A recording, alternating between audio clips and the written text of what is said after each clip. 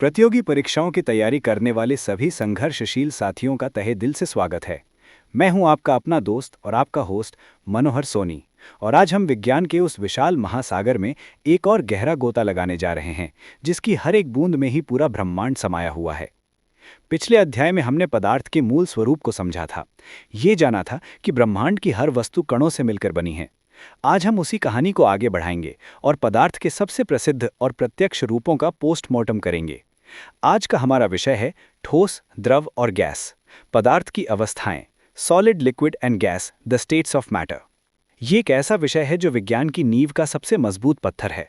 रसायन विज्ञान हो या भौतिकी, हर कहानी की शुरुआत पदार्थ से होती है और पदार्थ की पहचान उसकी अवस्था से होती है। कभी आपने शांति से बैठकर सोचा है कि जिस बर्फ को आप छूकर उसकी कठोरता महसूस करते हैं, वही बर्फ पिघलकर पानी क्यों बन जाती है, जिसमें आप अपनी उंगलियां आसानी से घुमा सकते हैं? और उसी पानी को गर्म करने पर वो भाप बनकर हवा में गायब क्यों हो जाता है? एक ही पदार्थ, लेकिन तीन अलग अलग रूप, तीन अलग अलग व्यवहार, ऐसा क्यों? इन सभी सवालों का एक ही सरल और गहरा जवाब है। ये सब उन नन्हे नन्हे कणों का खेल है जिनसे ये पदार्थ बने हैं। इन कणों के बीच की दोस्ती, आकर्षण बल और उनकी अपनी शरारतें, गतिज ऊर्जा ही ये तय करती हैं कि कोई पदार्थ कठोर चट्टान की तरह स्थिर रहेगा, नदी की तरह बहेगा या हवा की तरह आज़ाद घूमेगा। दोस्तों, आज हम सिर्फ ठोस, द्रव और गैस की परिभाषाएं नहीं रटेंगे। हम एक जासूस की तरह इनकी तह तक जाएंगे। हम ये समझेंगे कि वैज्ञानिक दृष्टि से इन अवस्थाओं में अंतर क्यों है, इनके कणों का व्यवहार कैसा होता है और वे कौन से गुण हैं जो एक ठोस को ठोस, एक द्रव को द्रव और एक गैस को गैस बनाते हैं। हम पदार्थ की इन तीन सबसे प्रसिद्ध अवस्थाओं का इतना गहन विश्लेषण करेंगे कि आपके मन में कोई भी शंका बाकी नहीं रहेगी। ये यात्रा न केवल आपको परीक्षा में अच्छे अंक दिलाएगी, बल्कि आपके अंदर एक वैज्ञानिक दृष्टिकोण भी विकसित करेगी। आप अपने चारों ओर की दुनिया को, एक गिलास पानी को, हवा के झोंके को या अपने हाथ में पकड़े हुए पेन को भी एक नए नज़रिए से देखने लगेंगे।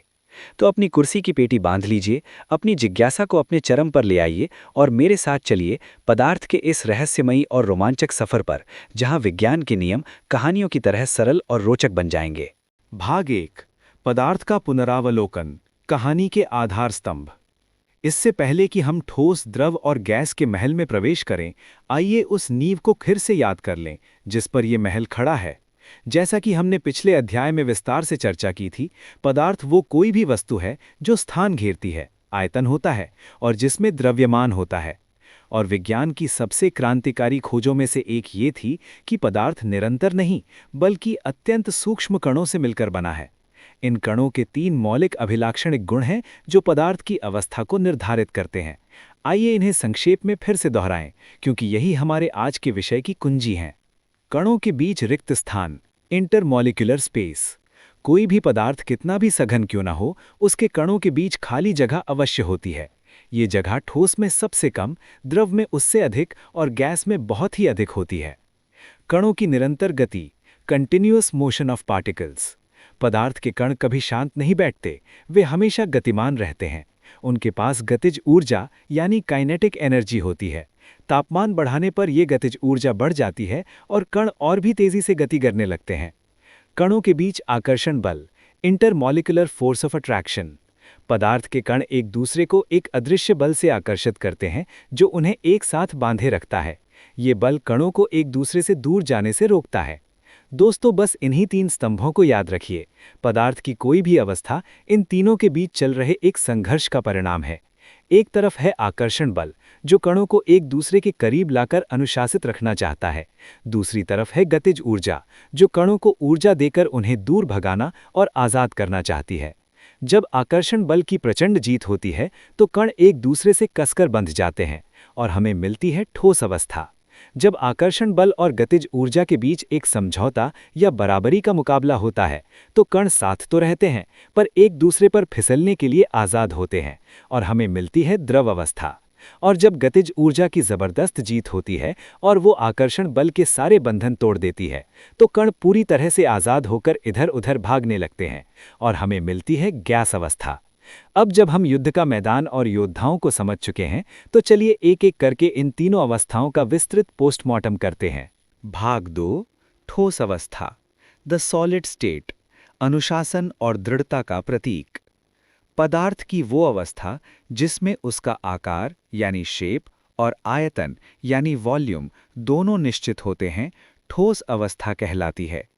आपके हाथ में पकड़ा हुआ मोबाइल फोन, जिस मेज पर आपने उसे रखा है, कमरे की दीवारें, एक पत्थर का टुकड़ा, चीनी का दाना या बर्फ का एक घन, ये सभी ठोस के उत्कृष्ट उदाहरण हैं।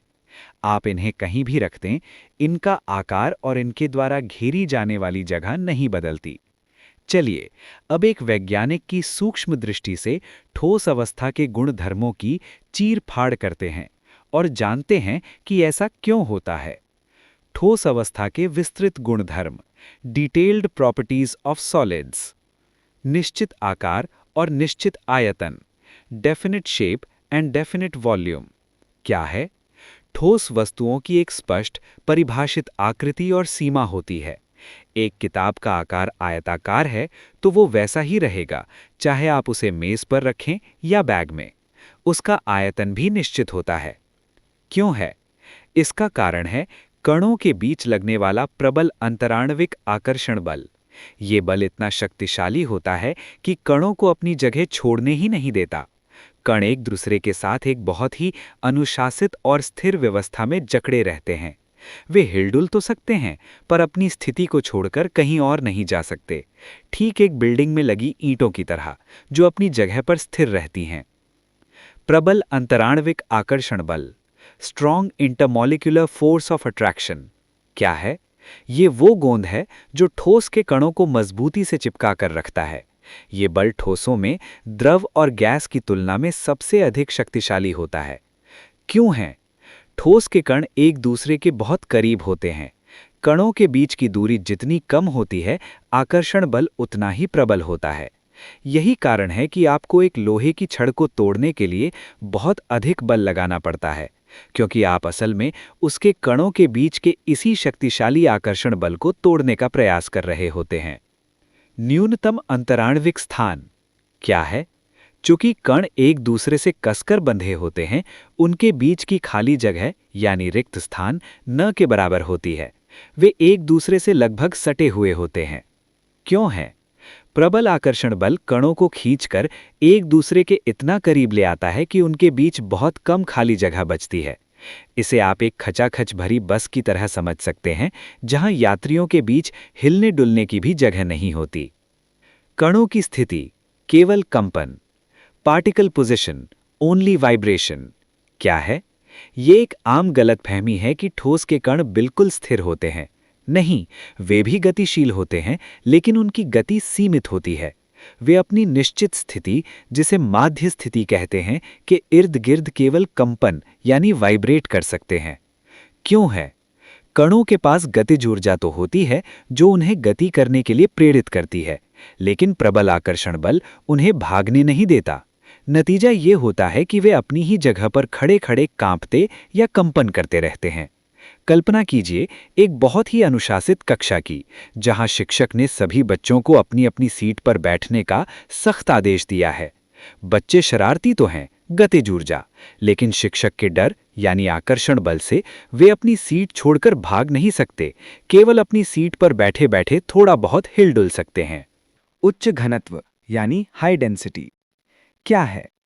घनत्व का अर्थ है प्रति इकाई आयतन में कितना द्रव्यमान समाया हुआ है। घनत्व बराबर द्रव्यमान बटे आयतन।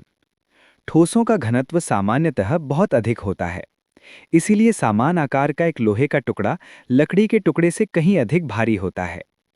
क्यों है? इसका सीधा संबंध अंतराण्विक स्थान से है। चूंकि ठोस के कण बहुत कम जगह में कसकर एक दूसरे के साथ पैक होते हैं, इसलिए एक छोटे से आयतन में भी बहुत सारे कण यानी बहुत सारा द्रव्यमान आ जाता है, जिससे उनका घनत्व बढ़ जाता है।